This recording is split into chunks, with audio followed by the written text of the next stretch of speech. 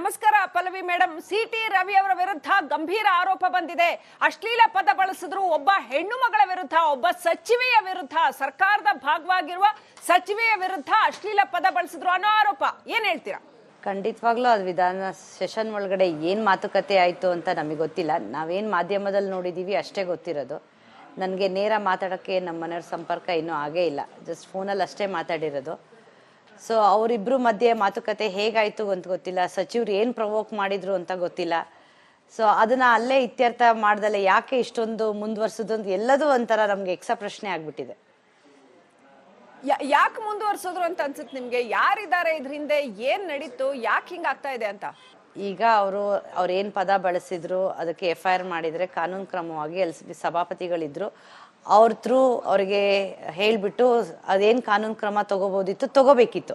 FIR ಹಾಕೋದಾಗ್ಲಿ, ಕಸ್ಟಡಿಗೆ ಕೊಡೋದಾಗ್ಲಿ, ಅದು ಯಾವುದೂ ಮಾಡ್ದಲೆ ಅವ್ರು ಉಳ್ದಿದ್ದೆಲ್ಲ ಮಾಡಿದ್ರಲ್ಲ, ಅದು ಖಂಡಿತವಾಗ್ಲೂ ನಮ್ಗೆ ಆತಂಕ ತಂದೆ ತರುತ್ತಲ್ವಾ. ಸೊ ಎಲ್ಲೋ ಸ್ಟೇಷನಲ್ಲಿದ್ದಾರೆ, FIR ಹಾಕಿದ್ದಾರೆ ಅಂತ ಹೇಳಿದಾಗ ಓಕೆ ಫೈನ್, ಅಲ್ಲಿದ್ದಾರೆ ಒಂದು ಕಡೆ ಅಂತ ನಮಗೇನೋ ಸಮಾಧಾನ. ಅದು ಬಿಟ್ಟು ಉಳ್ದಿದ್ದೆಲ್ಲ ಈ ಡ್ರಾಮಾ ಯಾಕೆ ಮಾಡಿದ್ರು, ಇದ್ರ ಹಿಂದೆ ಯಾರಿದ್ರು, ಇದನ್ನ ಯಾಕೆ ಇಷ್ಟೆಲ್ಲ ಷಡ್ಯಂತ್ರ ರೂಪಿಸಿದ್ರು, ಅಥವಾ ಅದು ಅವ್ರ ಉದ್ದೇಶ ಏನಾರೋ ಬೇರೆ ಐತೆ, ಈ ಥರ ಪ್ರಶ್ನೆಗಳು ಖಂಡಿತವಾಗ್ಲೂ ಕಾಡುತ್ತಲ್ವಾ. ಇದೆಲ್ಲ ಪ್ರಶ್ನೆ ಕಾಡಿದ್ದು ನಮ್ಮ ಕಾರ್ಯಕರ್ತರಿಗಾಗಲಿ, ನಮ್ಮ ಟೀಮ್ BJPಗಾಗಲಿ ಇದೇ ತಾನೇ ಆಗಿದ್ದು. ಯಾಕೆ ಒಂದು ಸ್ಟೇಷನಲ್ಲಿ ಇಡಲಿಲ್ಲ? ಯಾಕೆ ಇಷ್ಟೆಲ್ಲ ರಾತ್ರಿ ಅವ್ರನ್ನ ಕರ್ಕೊಂಡು ಸುತ್ತಿದ್ರು? ಯಾರಿಗೂ ಒಂದು ಇನ್ಫಾರ್ಮೇಶನ್ ಇಲ್ಲ. ನಮ್ಮ ಗನ್ಮ್ಯಾನ್ನ ಬಿಟ್ಟು ಹೋಗಿದ್ದಾರೆ, PS ನ ಬಿಟ್ಟು ಹೋಗಿದ್ದಾರೆ, ಯಾಕೆ ಅನ್ನೋದು ನಮಗೂ ಈಗ ಅದೇ ಪ್ರಶ್ನೆ. ನಾವೀಗ ಯಾರನ್ನು ಕೇಳಬೇಕು ಅಂತಾನೆ ಗೊತ್ತಾಗ್ತಿಲ್ಲ. ಈಗ ಸಾಮಾನ್ಯ ಜನರಾಗಿದ್ರೆ ಪಲ್ಲವಿ ಅವರೇ, ಒಬ್ಬ ಜನಸಾಮಾನ್ಯನಾಗಿದ್ರೆ ಇದೆಲ್ಲ ನಾವು ಮಾಧ್ಯಮದವ್ರು ಅವ್ರ ಜೊತೆ ನಿಂತ್ಕೊಂಡು ಇದನ್ನ ಮಾಡ್ಬೋದಾಗಿತ್ತು. ಅಥವಾ ಬೇರೆ ಇನ್ಯಾರೋ ಒಬ್ರು ಶಾಸಕರು ಬಂದು ಬಾರಪ್ಪ ನಡಿಯಪ್ಪ ನಾನು ಇದೀನಿ ಅದೇನು ನೋಡೋಣ ಅಂತ ಮಾಡ್ಬೋದಾಗಿತ್ತು.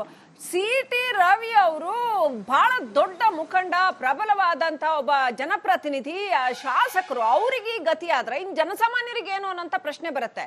ಸೊ ಯಾಕೆ ಹಿಂಗಾಯ್ತು? ಯಾರಿದ್ದಾರೆ ಇದ್ರ ಹಿಂದೆ? ಕ್ಲಿಯರ್ ಆಗಿ ಪಲ್ಲವಿ ಅವ್ರಿಗೆ ಏನಾದ್ರು ಅನುಮಾನ ಇದೆಯಾ? ಯಾರ ವಿರುದ್ಧನಾದ್ರೂ ಡೌಟ್ ಇದೆಯಾ? ಈಗ ಡೌಟ್ ಅನ್ನೋ ಪ್ರಶ್ನೆಕ್ಕಿಂತ ಯಾಕೆ ಹೀಗೆ ಮಾಡಿದ್ರು ಅನ್ನೋದೇ ನಮಗೆ ದೊಡ್ಡ ಪ್ರಶ್ನೆ ಆಗಿದೆ. ಈಗ ಒಂದು ಕಂಪ್ಲೇಂಟ್ ಅಂತ ರೈಸ್ ಆದ್ಮೇಲೆ ಸೊ ಅವರು ಸಭಾಪತಿಗೆ ಇನ್ಫಾರ್ಮ್ ಮಾಡಿ ಏನು ಕ್ರಮ ತಗೋಬೋದು ಅವ್ರು ಕ್ರಮ ತಗೋಬೇಕಿತ್ತು. ಅದು ಯಾರು ಮಾತಾಡಿದ್ದಾರೆ, ಸಚಿವರು ಏನು ಮಾತಾಡಿದ್ರು, ಇವ್ರೇನು ಮಾತಾಡಿದ್ರು ಅನ್ನೋದನ್ನ ವಿಷಯಗಳನ್ನ ಅಲ್ಲಿ ಕ್ಯಾಮ್ರಾದಲ್ಲೋ ಅಥವಾ ರೆಕಾರ್ಡಿಂಗಲ್ಲಿ ಏನೋ ತೆಗೆದು ಅದ್ರ ಬಗ್ಗೆ ಕ್ರಮ ತಗೊಳೋದು ಬಿಟ್ಟು ಉಳ್ದಿದ್ದೆಲ್ಲ ಯಾಕೆ ಈ ಡ್ರಾಮಾ ಮಾಡಿದ್ರು, ಇವ್ರನ್ನ ಯಾಕೆ ಒಬ್ರನ್ನೇ ಕರ್ಕೊಂಡೋದ್ರು, ಸ್ಟೇಷನಿಗೆ ಪ್ರೊಡ್ಯೂಸ್ ಮಾಡಿ. ಅಲ್ಲಿ ಅಶೋಕಣ್ಣ ಇದ್ರು, ನಮ್ಮ ರಾಜ್ಯ ಅಧ್ಯಕ್ಷರಿದ್ರು.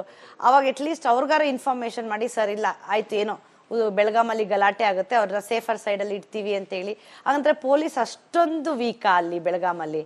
ಒಂದಿಷ್ಟು ಜನನ ಕಂಟ್ರೋಲ್ ಮಾಡಿದಷ್ಟು ವೀಕಾ? ಒಬ್ಬ ಜನಪ್ರತಿನಿಧಿನ ನಡೆಸ್ಕೊಂಡ ರೀತಿ ನೋಡಿದ್ರೆ ನಮ್ಗೆ ನಿಜವಾಗ್ಲೂ ಆತಂಕ ಆಗುತ್ತೆ. ಸೊ ಎಲ್ಲೋ ಹೋಗಿರ್ತಾರೆ, ಊರು ಬಿಟ್ಟು ಊರು ಆಚೆ ಹೋಗಿರ್ತಾರೆ. ನಮಗೆ ನಾವೇನು ಎಕ್ಸ್ಪೆಕ್ಟ್ ಮಾಡ್ತೀವಿ, ಸೇಫಾಗಿ ಮನೆಗೆ ಬರಲಿ ಅಂತ ಅಷ್ಟೇ. ಪ್ರತಿಯೊಬ್ಬರು, ಅದು ಸಾಮಾನ್ಯ ಆಗಲಿ, ಜನಪ್ರತಿನಿಧಿ ಆಗಲಿ, ಅದು ಯಾರೇ ಆಗಿರಲಿ, ಎಲ್ಲರಿಗೂ ಅವ್ರವ್ರ ಮನೆಗೆ ವಾಪಸ್ ಬರಲಿ ಸೇಫಾಗಿ ಅಂತ ಯೋಚನೆ ಮಾಡ್ತಾರೆ ಬಿಟ್ರೆ ಬೇರೆ ಏನು ಯೋಚನೆ ಮಾಡಲ್ಲ. ನಾವು ಆ ರೀತಿಲಿ ಸೆಷನ್ಗೆ ಹೋಗಿದ್ದಾರೆ, ವಾಪಸ್ ಬರ್ತಾರೆ ಅಂತ ಅಂದಾಗ ಇದೆಲ್ಲ ಗಲಾಟೆ ಏನು ಮಾಧ್ಯಮದಲ್ಲಿ ಬಿತ್ತಿಸೋದು ಅವಾಗಲೇ ನಮಗೂ ಗಮನಕ್ಕೆ ಬಂದಿದ್ದು. ನಮ್ಮದಿಷ್ಟು ಕಾರ್ಯಕರ್ತರು ಫೋನ್ ಮಾಡಿ ಹೇಳಿದ್ರು. ನಾನೆಲ್ಲ ಊರಲ್ಲಿ ಇರಲಿಲ್ಲ, ಹೊರಗಡೆ ಇದ್ದೆ. ಸೊ ನಾನು ಫೋನ್ ಯೂಸ್ ಮಾಡ್ತಿರ್ಲಿಲ್ಲ. ಆವಾಗಲೇ ನಮ್ಮ ಗಮನಕ್ಕೆ ಬಂದಾಗ ನಾನು ಒಂದು 2-3 ಸಲ ಫೋನ್ ಮಾಡಿದಾಗ ಅವ್ರಿಗೆ ಫೋನ್ ಕನೆಕ್ಟ್ ಆಗಲಿಲ್ಲ. ಆಮೇಲೆ ನಮ್ಮ ಗನ್ಮ್ಯಾನ್ಗಳಿಗೆ ಫೋನ್ ಮಾಡಿದಾಗ ಅವ್ರ ಅಕ್ಕ ಸಿಗ್ತಾ ಇಲ್ಲ ಫೋನು, ಅಣ್ಣನ ಜೊತೆ ಇದ್ವಿ ಅಂತ ಒಂದು 10 ಗಂಟೆವರೆಗೂ ಹೇಳಿದ್ರು ಇದ್ದಾರೆ ಸ್ಟೇಷನಲ್ಲಿ ಅಂತ. ಆಮೇಲೆ ಅಲ್ಲಿ ಸ್ಟೇಷನಲ್ಲಿ ಕರ್ಕೊಂಡು ಹೋದಾಗ ಅಟ್ಲೀಸ್ಟ್ ಕೇಸ್ ಹಾಕಿದೆ ಸರ್, ನಿಮ್ಮನ್ನ ಕಸ್ಟಡಿಯಲ್ಲಿ ಇರಿ, ಮ್ಯಾಜಿಸ್ಟ್ರೇಟ್ ಬೆಳಗ್ಗೆ ಸಿಗ್ತಾರೆ ಅಂತ ಹೇಳ್ಬೋದಿತ್ತು. ಅಶೋಕಣ್ಣ ಬಂದಾಗಲೂ ಅವರೂ ಸ್ಟೇಷನ್ ಒಳಗೆ ಬಿಟ್ಟಿಲ್ಲ. ನಂಗೆ ಅನಿಸ್ತಿದ್ದು ಇವ್ರು ಯಾವ ದೊಡ್ಡ ತಪ್ಪು ಮಾಡಿದ್ದಾರೆ ಅಥವಾ ಯಾವ್ದಾದ್ರು ಭಯೋತ್ಪಾದನೆ ಕೆಲಸದಲ್ಲಿದ್ದಾರಾ, ನಮಗೆ ಇಷ್ಟೊಂದು ಆತಂಕ ಸೃಷ್ಟಿಸ್ತಿಲ್ಲ. ಇನ್ನು ಇಡೀ ಮಾಧ್ಯಮದಲ್ಲಿ ಕರ್ನಾಟಕದ ಜನತೆ ನೋಡ್ತಿರ್ತಾರಲ್ವಾ, ಈಗ ಹೇಗೆ ಅವರು ಉತ್ತರ ಕೊಡ್ತಾರೆ? ಆಯಿತು ಕಸ್ಟಡಿಗೆ ತೊಗೊಂಡಿದ್ದೀವಿ, ನಾವು FIR ಫೈಲ್ ಮಾಡಿದ್ದೀವಿ ಅಂತ ಹೇಳಿದ್ಮೇಲೆ ಮುಂದಿನ ಪ್ರೊಸೀಜರ್ ನಮ್ಮದೇ. ನಾವು ಬೇಲ್ ತೊಗೋಬೇಕು, ನಾವು ಉಳ್ದಿದ್ದ ಕೆಲಸ ನಾವು ಮಾಡ್ಕೋಬೇಕು ಅಂತ ಅದನ್ನು ನಾವು ಮಾಡ್ಕೊಳೋದು ಬಿಟ್ಟು ನಮಗೆ ಇವ್ರು ಎಲ್ಲಿ ಹೋಗಿದ್ದಾರೆ, ಯಾಕೆ ಹಿಂಗೆ ಕರ್ಕೊಂಡು ಹೋಗಿದ್ದಾರೆ, ಯಾರ ಮೇಲೆ ಡೌಟ್ ಮಾಡೋದು. ಇಷ್ಟು ಮಧ್ಯರಾತ್ರಿ ಇಡೀ ಸಣ್ಣ ಹಳ್ಳಿಗಳಲ್ಲೆಲ್ಲ ಕರ್ಕೊಂಡು ಹೋಗಿದ್ದಾರೆ. ಕಾರ್ ಯಾವುದೋ ಡ್ಯಾಮ್ ಹತ್ರ ನಿಂತಿದೆ, ಯಾವುದೋ ಕೋರೆ ಒಳಗೆ ಕರ್ಕೊಂಡು ಹೋಗಿದ್ದಾರೆ. ನಾವು ಅದ್ರ ಜೊತೆಗೆ ಗೊತ್ತಿರೋರು ಯಾರೂ ಇಲ್ಲ, ನಮಗೆ ಫೋನ್ ಕನೆಕ್ಷನ್ ಇಲ್ಲ ಅಂದಾಗ ಸಹಜ ಅಲ್ವಾ, ಆತಂಕ ಆಗೇ ಆಗುತ್ತೆ. ಇಷ್ಟೆಲ್ಲ ಕಾರಣಕ್ಕೆ ಪ್ರವೋಕ್ ಮಾಡಿ ಏನು ಮಾತಾಡಿದ್ರು, ಇಷ್ಟೆಲ್ಲ ಒಂದು ರಾಜ್ಯದಲ್ಲಿ ಪಕ್ಷದಲ್ಲಿ ಒಂದು ವಾತಾವರಣ ಸೃಷ್ಟಿಸಿದ್ದು ಅವರೇ ಅಥವಾ ಕಾರ್ಯಕರ್ತರು ಅವ್ರ ಪಾಡಿಗಿದ್ರು. ಇಷ್ಟೆಲ್ಲ ಗಲಾಟೆ ಮಾಡೋಕ್ಕೆ ಏನೇನು ಅನಾಹುತ ಆಗಿದೆ ಅದಕ್ಕೆಲ್ಲ ಕಾಂಗ್ರೆಸ್ ಪಕ್ಷನೇ ಕಾರಣ ಆಗಿದೆ ಇವಾಗ ನೇರ. ಓಕೆ, ಸಿಟಿ ರವಿ ಅವ್ರು ನಿನ್ನೆ ಪದೇ ಪದೇ ಹೇಳಿದ್ರು ಪಲ್ಲವಿ ಅವರೇ, ಅವ್ರ ಸೆಷನ್ ನಲ್ಲೂ ಹೇಳಿದ್ರು, ಸೆಷನ್ ಅಲ್ಲಿ ಅಲ್ಲೇ ಪ್ರತಿಭಟನೆ ಮಾಡಿ ಇವರೆಲ್ಲ ನನ್ನನ್ನ ಕೊಲ್ಲಕ್ ಬಂದಿದ್ರು, ನನ್ನ ಮೇಲೆ ಹಲ್ಲೆ ಆಗ್ತಾ ಇದೆ ಅಂತ ಅಲ್ಲಿ ನೆಲದ ಮೇಲೆ ಕುತ್ಕೊಂಡು ಹೆಂಗೆ ಏನ್ ಹೇಳ್ಬೇಕು ಅಂದ್ರೆ ಬಾಯ್ ಬಡ್ಕೊಳ್ಳೋದು ಅಂತಾರಲ್ಲ, ನಿಜವಾಗ್ಲೂ ಕೂಗಿ ಕೂಗಿ ಹೇಳಿದ್ರು ಅವರು, ನನ್ನ ಮೇಲೆ ಹಲ್ಲೆ ಆಗ್ತಾ ಇದೆ ಅಂತ ಹೇಳಿದ್ರು, ನನ್ನನ್ನು ಕೊಲ್ಲಕ್ ಬಂದಿದ್ರು ಇವರೆಲ್ಲ ಅಂತ ಹೇಳಿದ್ರು. ಏನ್ ಹೇಳಕ್ ಬಯಸ್ತೀರಿ? ಈಗ ಅಲ್ಲೆಲ್ಲ ಜನಪ್ರತಿನಿಧಿಗಳೇ ಇದ್ರಲ್ವಾ ಆ ಸಭೆ ಒಳಗಡೆ ಇದ್ದಾಗ ಸಭಾಪತಿಗಳಿಗೆ ಹೇಳಿ ಹೀಗಾಗಿದೆ ಅಂತ ಹೇಳಿ ಅಲ್ಲಿ ಇತ್ಯರ್ಥ ಮಾಡೋದ್ ಬಿಟ್ಟು ಇಮ್ಮಿಡಿಯೇಟ್ ವಿತಿನ್ ಎ ಸೆಕೆಂಡ್ ಏನೊಂದು 5 ನಿಮಿಷದೊಳಗೆ ಅಷ್ಟೊಂದು ಜನ ಒಳ್ಳೆ ಗೂಂಡಾಗಳ ತರ ಇದು ಪ್ರೀ ಪ್ಲಾನ್ಡ್ ಅಥವಾ ಮುಂಚೆನೆ ಏನೋ ಮಾತಾಡ್ಕೊಂಡಿದ್ರು ಅಥವಾ ಅವ್ರಿಗೆ ಪ್ರೊವೋಕ್ ಮಾಡಿ ಸಿಟಿ ರವಿ ಅವ್ರನ್ನ ಹಿಂಗೆ ರೊಚ್ಚಿಗೆ ಎಬ್ಬಿಸ್ಬೇಕು ಅಂತ ಅವ್ರು ಏನಿದ್ದು ಉದ್ದೇಶ ಇತ್ತು ಅದು ನಿಜವಾಗ್ಲೂ ನಂಗೆ ಹೆಂಗೆ ಅನಲೈಸ್ ಮಾಡಬೇಕು ಅಂತ ನನಗೆ ನಿಜ ಗೊತ್ತಾಗ್ತಿಲ್ಲ. ಸೊ ಬಟ್ ಓವರ್ ಆಲ್ ನೀವೇನು ಮಾಧ್ಯಮದಲ್ಲಿ ಚಿತ್ರಣ ತೋರಿಸಿದ್ರಿ ಅದನ್ನೇ ನಾವು ನೋಡಿರೋದು. ಸೊ ಅವ್ರ ಗೇಟ್ ಓದಿಯೋದೆಲ್ಲ ನೋಡಿದ್ವಿ, ಅವ್ರು ಬಂದು ಗಲಾಟೆ ಮಾಡೋದು ನೋಡಿದ್ವಿ, ನಮ್ಮ ಮನೆಯವ್ರ ಮೇಲೆ ಹಲ್ಲೆ ಮಾಡ್ತಿರೋದನ್ನ ನೋಡಿದ್ವಿ. ಸೊ ಯಾವ ಉದ್ದೇಶ ಇಟ್ಕೊಂಡು ಹಿಂಗೆಲ್ಲ ಮಾಡಿದ್ರು ಗೊತ್ತಿಲ್ಲ. ಸೊ ಅವರಿಗೆ ಏನು ತಪ್ಪುವಾಗಿ ಗ್ರಹಿಸ್ಕೊಂಡ್ರೋ ಮಾತುಗಳಲ್ಲಿ ನನಗೆ ನಿಜ ಗೊತ್ತಿಲ್ಲ.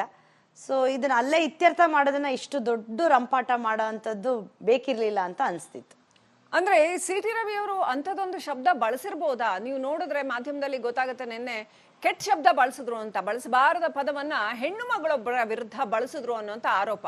ಸರಿನಾ ಅದು? ಆತರ ಮಾತಾಡಿದ್ದಿದ್ದರೆ ಅದು ಸರಿನಾ ಆತರ ಮಾತಾಡೋದು? ನೀವೇನ್ ಹೇಳ್ತೀರಾ? ಯಾಕೆ ಕೇಳ್ತಾ ಇದ್ದೀನಿ ಅಂದ್ರೆ ಹೆಣ್ಣು ಮಗಳಿಗೆ ಆತರ ಹೇಳ್ಬಾರ್ದು, ಬಟ್ ಹೇಳಿದಾರೆ ಇಲ್ವಾ ಅಂತ ಈಗ ನಾನು ಅವ್ರನ್ನ ಬಂದ ಮೇಲೆ ನೇರವಾಗಿ ಕೇಳಲೇಬೇಕು. ಹಾಗಾಗಿ ಇಲ್ಲಿವರೆಗೂ ನಂಗೆ ಫೋನ್ ಸಂಪರ್ಕದಲ್ಲಿ ಸಿಕ್ಕಿಲ್ಲ, ನನ್ ಕೇಳಿಲ್ಲ. ಸೊ ಯಾವ್ದು ಆಡಿಯೋ ವಿಜುವಲ್ಸ್ ಅಲ್ಲಿ ಏನ್ ಹೇಳಿದಾರೆ ಅಂತ ನನ್ ಕೇಳಿಸ್ಕೊಂಡ್ರದ್ದು ಅಷ್ಟೇ ಬಿಟ್ರೆ ಬೇರೆ ಯಾವ್ದು ನಾನು ಅವ್ರ ಹತ್ರ ಮಾತುಕತೆ ಮಾಡಿಲ್ಲ. ಅಲ್ಲಿ ಕೆಲವ್ರು ಹೇಳ್ತಾರೆ ಸದನದ ದಾಖಲೆಗಳಲ್ಲಿ ಇಲ್ಲ ಅದು ಹಂಗೆ ಹೇಳಿರೋದು ಅಂತ. ಇನ್ ಕೆಲವರು ಕಾಂಗ್ರೆಸ್ ಆರೋಪ ಮಾಡ್ತಾ ಇದೆ, ಇಲ್ಲ ಇಲ್ಲ ಹೇಳಿದ್ದಾರೆ, ಅದು ದಾಖಲೆಗಳಲ್ಲಿ ಇದೆ ಅಂತ ಹೇಳ್ತಾ ಇದ್ದಾರೆ. ಏನ್ ಹೇಳಕ್ ಬಯಸ್ತೀರಾ? ಒಂದ್ ವೇಳೆ ಹಂಗೇನಾದ್ರು ಹೇಳಿದ್ದಾದ್ರೆ, ಕೋಪದಲ್ಲೇ ಆಗಿರ್ಲಿ ಏನೇ ಆಗಿರ್ಲಿ, ನೀವು ಒಬ್ರು ಹೆಣ್ಮಗಳು ಪಲ್ಲವಿ ಅವರೇ, ನೀವು ಆಕ್ಟಿವ್ ಆಗಿರೋರು, ಸೋಷಿಯಲಿ ಆಕ್ಟಿವ್ ಆಗಿರುವಂತಹ ಒಬ್ಬ ಹೆಣ್ಮಗಳು, ನೀವು ಹಿಂಗೆ ಪತಿ ಅಂತ ಗಂಡನ ಪರವಾಗಿ ನಿಲ್ತಿರೋ ಅಥವಾ ಹೀಗೆ ಹೇಳೋದು ತಪ್ಪು ಅಂತ ಹೆಣ್ಮಕ್ಳ ಪರವಾಗಿ ನಿಲ್ತಿರೋ? ಇಲ್ಲ, ಖಂಡಿತ ಹಾಗೇನಾದ್ರೂ ಹೇಳಿದ್ರೆ ಅದು ತಪ್ಪೇನೆ. ಯಾರಿಗಾದ್ರೂ ಆಗ್ಲಿ ಸಹಜವಾಗಿ ಅವರೊಬ್ರು ಸಚಿವೆ ಇದ್ದಾರೆ, ಒಂದು ಹೆಣ್ಮಗು ಇದ್ದಾರೆ, ಅವ್ರಿಗೆ ಮನ್ಸಿಗೆ ನೋವು ಆಗೇ ಆಗುತ್ತೆ, ಯಾರಿಗೆ ಹೇಳಿದ್ರು ನೋವಾಗಿರುತ್ತೆ. ಸೊ ಅವ್ರು ಏನ್ ಪ್ರೊವೋಕ್ ಮಾಡಿದ್ದಾರೆ, ಸಚಿವರು ಯಾಕೆ ಕೊಲೆಗಡುಕರು ಅಂತ ಹೇಳಿದ್ರು, ಸಚಿವರು ನೋಡಿದ್ರ ಕೊಲೆ ಮಾಡಿರೋದನ್ನ, ಅವ್ರು ಯಾಕೆ ಕುಡ್ಕ ಅಂತ ಹೇಳಿದ್ರು, ಅವರು ಇನ್ನೇನೇನೋ ವಿಷಯ ಇಟ್ಕೊಂಡು ಪ್ರೊವೋಕ್ ಮಾಡಿದ್ರು, ಅವ್ರೇನ್ ಮಾತಾಡಿದ್ರು ಅಂತ ಹೇಳಿ ನಾನು ಅದನ್ನೇ ಈಗ ಬಂದ್ಮೇಲೆ ವಿಚಾರಿಸ್ಕೋಬೇಕಷ್ಟೆ. ಓಕೆ, ಈ 1 ವರ್ಷ ಕಳೆದ ಒಂದೇ ವರ್ಷದಲ್ಲಿ ಚುನಾವಣೆಗಳು, ರಾಜಕೀಯ ತಂತ್ರ ಪ್ರತಿತಂತ್ರಗಳು, ಅಭಿಯಾನ, ಜನಪರ ಅಹೋರಾತ್ರಿ ಹೋರಾಟಗಳು, ಪಾರದರ್ಶಕ ವರದಿಗಾರಿಕೆಯ ಪಣ ತೊಟ್ಟು ಮುನ್ನಡೆದಿದ್ದೇವೆ. 1 ವರ್ಷದ ಸಂಭ್ರಮದ ಜೊತೆಗೆ ಜವಾಬ್ದಾರಿ ಕೂಡ ಹೆಚ್ಚಾಗಿದೆ.